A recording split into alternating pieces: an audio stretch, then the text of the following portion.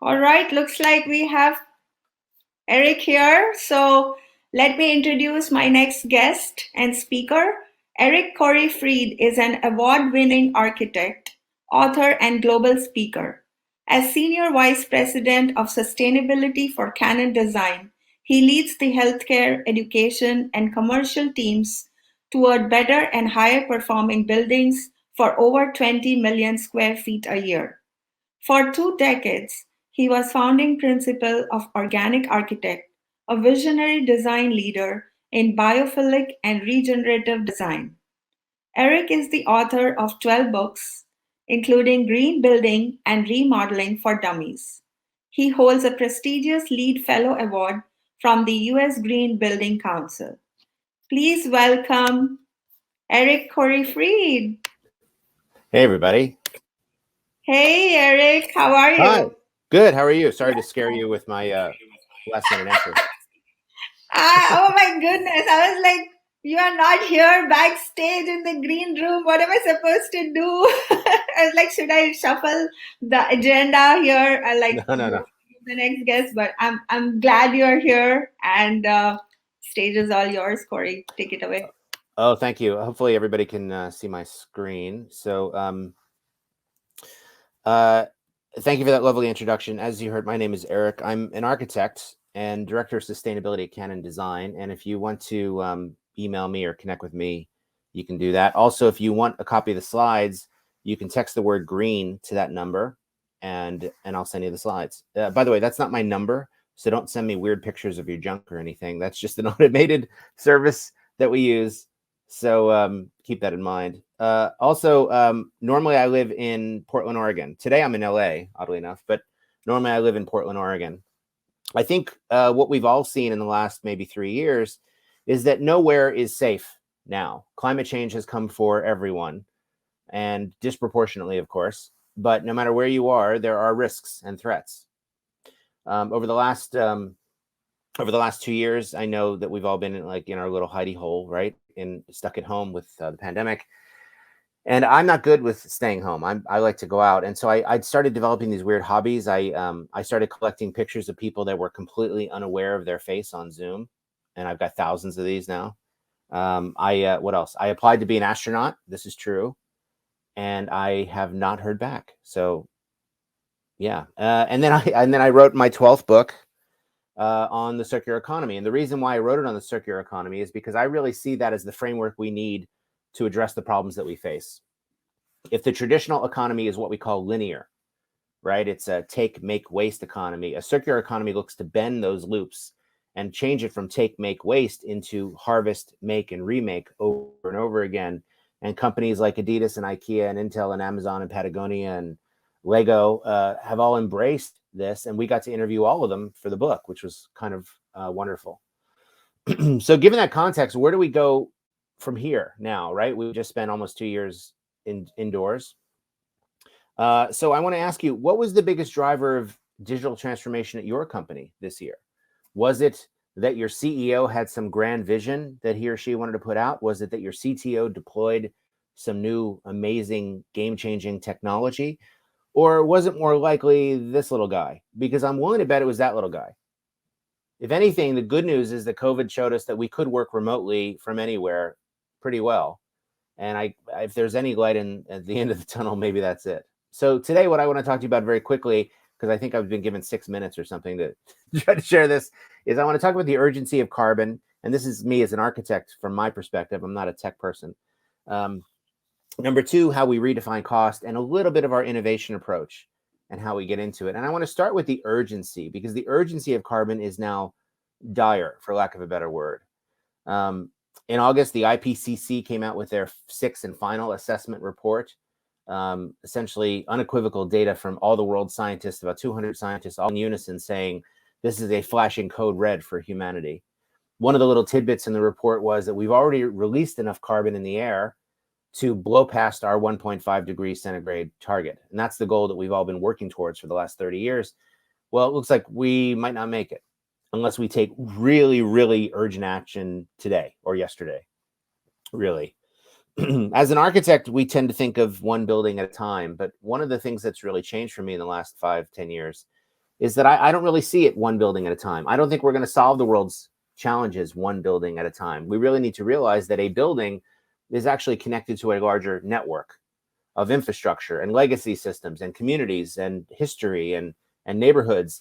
And really, if we want to address these problems at the scale we need to address them, we need to not think of them one building at a time, but rather in this district scale. Because a lot of our buildings are built based on a set of assumptions that are no longer true. And maybe they never were, right? In a warmer, wetter world, how can we design buildings the same way that we've always been designing them? It doesn't really make sense. We're working on projects in Miami Beach, and we told the client, we're not designing your air conditioning system for 2021. We're designing your air conditioning system for 2050 because it's only going to get hotter and stickier in Miami. In addition to all that, the world is now building at an unprecedented rate. We're about to double the world's building stock by 2060. To give you a sense of scale, that's essentially building an area the size of New York City every 5 weeks for the next 40 years.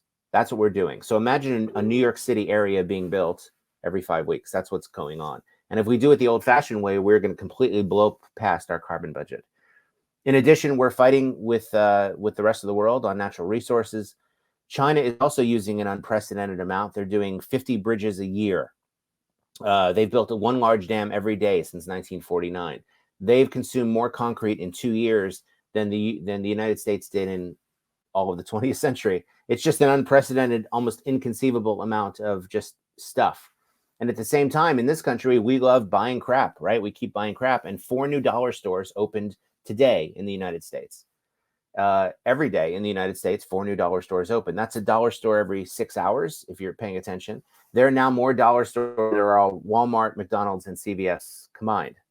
It's a lot of stuff. And so it also explains why we reached a rather grim milestone last year, where for the first time in human history, all of the man-made mass now outweighs all of the Earth's biomass. In other words, all of our crap now outweighs all life on Earth.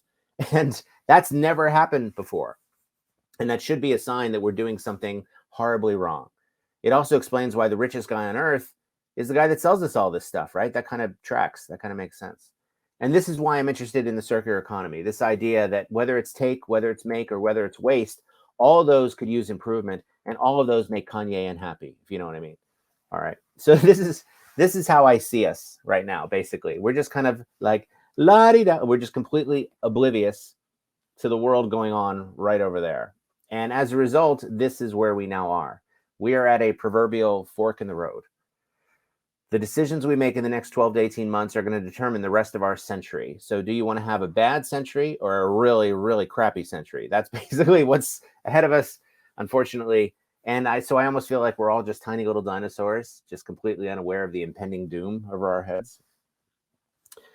Jim Collins has he's got a book called Good to Great, and I imagine a lot of you have read it. It's a wonderful book. But at the end of the book, he does this exercise with CEOs, and he asks them to name their 5 most brutal facts that are facing them. And so I did that for the construction industry. And brutal fact number 1 is that climate change is going to change everything. As soon as we put a price on carbon, how we deliver our buildings is going to have to change, whether we like it or not. Number 2 most brutal fact is that liability is going to make whole areas uninsurable. And by areas, I mean both geographic regions, like the southeast portion of the country, but also whole industries, just uninsurable. Number 3 most brutal fact is that concrete, and we use a lot of it, still does not have a low carbon alternative yet. I mean, there are things that we're doing, I'll show you some of them, but still it's not great. Number 4 most brutal fact is that this demand for materials is going to require that we come up with something else. We can't keep fighting over the last scraps of raw natural materials. We're going to have to build engineered living materials. We're going to have to use waste in a new way to create new materials. We're going to have to grow materials. And in fact, I did a whole TED Talk just on that idea, just let's grow materials. And the 5th most brutal fact is that the construction industry is going to have to deploy technology in a way that it's never done before. And it's not really equipped to do. So I'm really here to ask all of your help of how to do that, because really we've been building the same way for 200 years and we're not really deploying technology in any meaningful way. And it would shock you how badly we're not doing it. This really leads me to 6 kind of clear objectives here. Number 1 is that we have to make every building as efficient as possible, including the existing ones. Number 2, We need to target net zero on every single thing that we do. Number three, we need to use every tool in our toolbox, because that's just where we are. Number four, we need to measure everything measurable. That includes electrification of buildings, data occupancy, everything. And we need to do it now. And finally, we need to use nature as a technology. We need to deploy nature at scale. That means bioremediation, phytoremediation, microremediation, thermal mass, passive cooling, passive solar, all the things that nature does for free, we need to deploy. As I mentioned, we're not using technology in construction really. I know there's a lot of companies that say they are. They call me every day, but we're just dabbling compared to what other industry, compared to what Google and Apple and Oracle are doing. It's laughable. So we're not really mining any data or insights. We're not really seeing the productivity gains or automation gains that we should be seeing, like that other industries see. And we're not really deploying prefabrication yet. And keep in mind that Canon Design owns a prefabrication company. So we're getting there, but I feel like we're infants in all this. We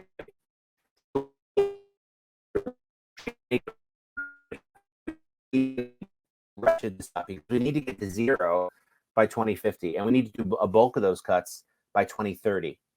And just if you're paying attention, 2030 is not 10 years away, it's 8 years away. It's like 95 months away. So I know it feels like it's 10 years away, but it's much closer than we might realize. So there is no time here. We have 0 years. We've been telling our clients that if they have a 2040 plan or a 2050 plan, that is a today plan.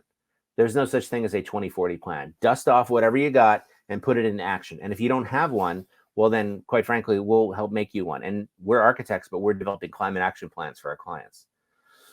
One of the things I struggle with is, and I struggle with this all the time, is anytime that we're demolishing a building, anytime that we're building a dumb glass box, or anytime that we're not targeting net zero, and I'm as guilty of it as anybody, anytime we're not doing those things, I feel like that is a form of climate denial. We're denying the reality that's facing us. And I struggle with this as an architect, right? We know better, and yet we still do these things. And that's kind of the problem. But the one thing that gives me hope is that we created all this destruction by accident. We weren't trying to destroy the climate. We just did it, oopsie, by accident. And the one thing that gives me hope is, imagine what we could accomplish if we tried. Imagine what we could do if we actually put our heads together and set a vision. And so, believe it or not, that makes me feel better. Number two is the looking at cost in a new way. And this is really something, because when you're in the sustainability world, you're constantly being asked for the ROI, for the payback. And I don't see other industries or other disciplines getting scrutinized this way, right? We build $1.6 billion stadiums that are used 8 times a year by people who can't really afford it, to go watch a bunch of millionaires play a game. So I don't think it's about the money. Same thing with, when we're working on a building and a client will turn and say, hey, for sustainability, I'm going to scrutinize every single thing that you do, but where are we with the $26 million parking garage that we're building next door? So subsidizing everybody's parking and driving habits, for 26 million, that's fine. That goes unquestioned. But this idea that suddenly for sustainability, we have to show a payback of less than 5 years for everything, that's kind of nuts. I was in a meeting the other day, and one of the engineers, he made a joke, and this happens a lot in sustainability. He said, hey, I ate a salad today. How many lead points does that get us? And, ha ha ha, everybody laughed.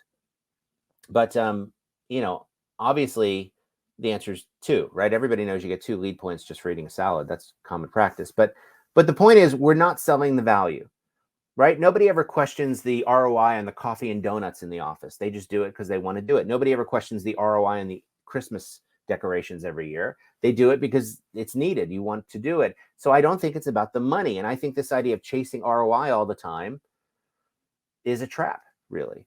The truth is that a green building is a better building. A green building offers benefits that have value. And so what we do is we don't sell clients on green building. We sell them on the outcomes that sustainability brings. Improved test scores in students, better patient recovery times, lower operational costs, of course, right? All of those have outcomes, and those have value. So if you do sustainability right, it doesn't cost you money, it makes you money, because there are orange slices and then there are orange slices, and the two are not always the same.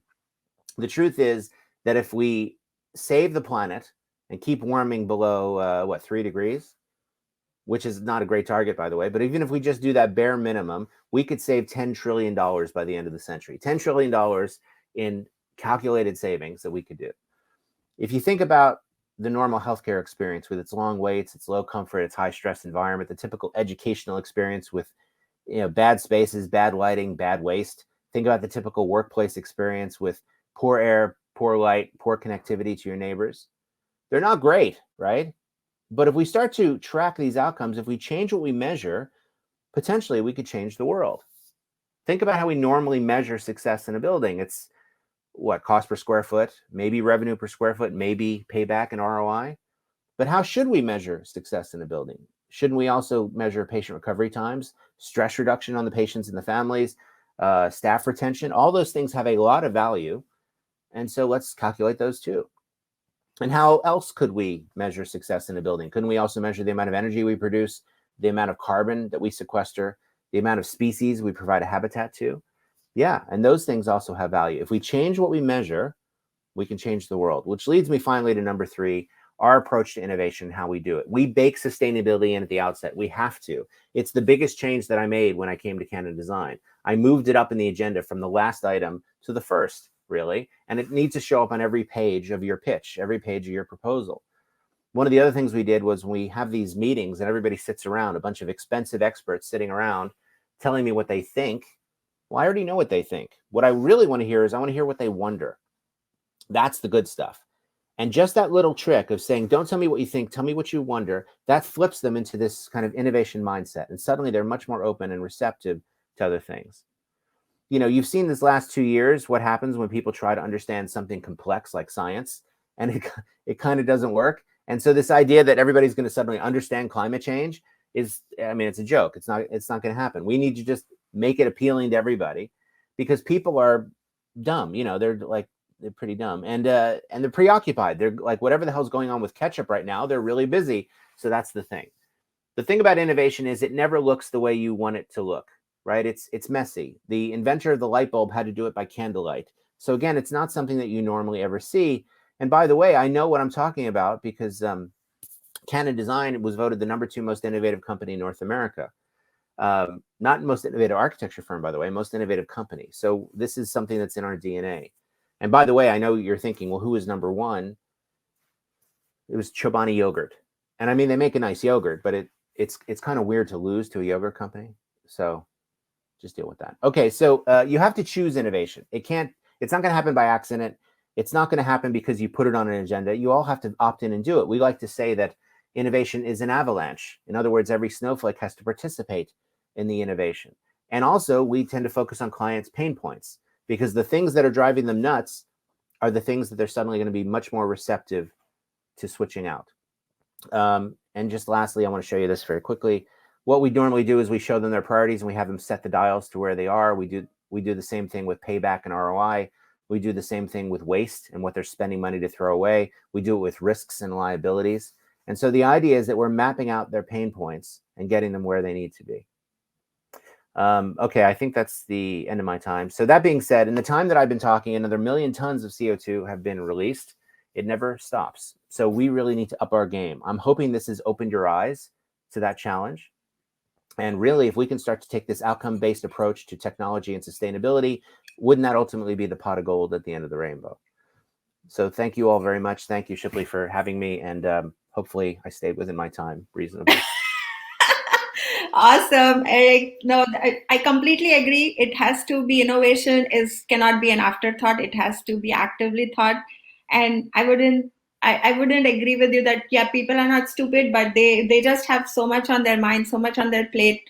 And that's exactly what we say. Like the things that we are talking about climate change now is like, oh, it's too late. We are still under this denial that it's not happening, and we're just rising to the fact that we are in this acceptance state that no, whether we are in denial or not, it's happening. And that's why data ethics for all wants to be at the forefront of this. Should not happen with the data privacy and data issues. 50 years later, we are waking up to the fact that we are still in denial and data privacy is not a thing, everything is good. So yes, we need to be proactive. Completely agree. A lot of good questions. I'm going to start with the couple. I know Susanna says that yes, I did a lot of crazy things during pandemic, but I didn't think about escaping Earth or trying to be an astronaut. So that was fun. It seemed like Uh, a good option to leave the planet. yeah. That's true. Astronauts should have been on the list. Okay. So Torian Dyer says, "Thank you, Eric. So many people have been saying that about concrete. However, many places can't seem to figure out a good alternative. What are your list of viable alternatives that nearly any country can afford?" Oh, well, some of my favorite alternatives are just, engineer the building to use less mass, right? Normally, we just kind of assume the default thicknesses of everything, and we do it out of habit. But if we actually sharpen our pencils a little bit, what we found is that we can reduce the mass of a building by 20% just by doing the math. Oddly enough, the other thing that we'll do is we find alternatives, right? So instead of Portland cement, which is the chief ingredient, we can use something else. And a lot of those alternatives, they used to be free. Now people are wising up and they're starting to charge for them, but they're still cheap. So fly ash, blast furnace slag, there's a whole bunch of these kind of alternative admixtures you can put in that are 1-to-1. So every ton that you use of those, there's a ton of carbon, a ton of Portland cement you don't have to use, which is a ton of CO2 you're not emitting. So you're taking waste products and putting into the concrete, and it works. And there's a lot of documentation out there for it. And then we've been playing with the companies that do these admixtures, like Carbon Cure, where they inject CO2 directly into the water of the concrete mix, and it becomes a carbon sink that way. And it's pretty interesting.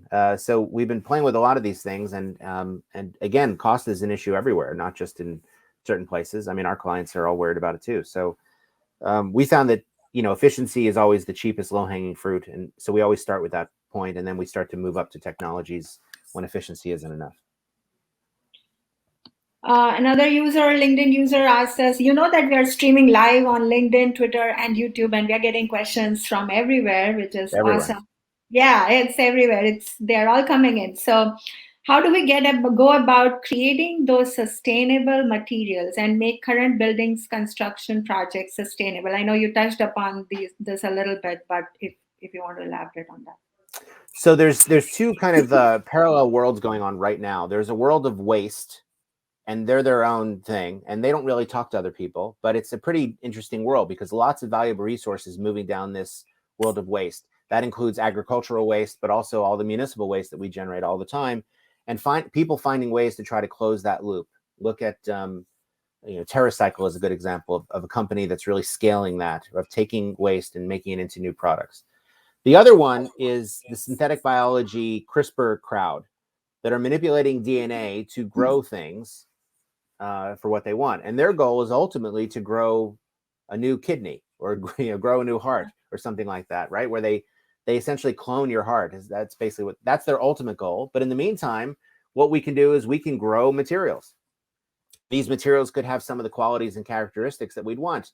So I could grow a panel that could heal, or I could grow a panel that could absorb CO2 or give off oxygen. I could grow a panel that glows in the dark, really.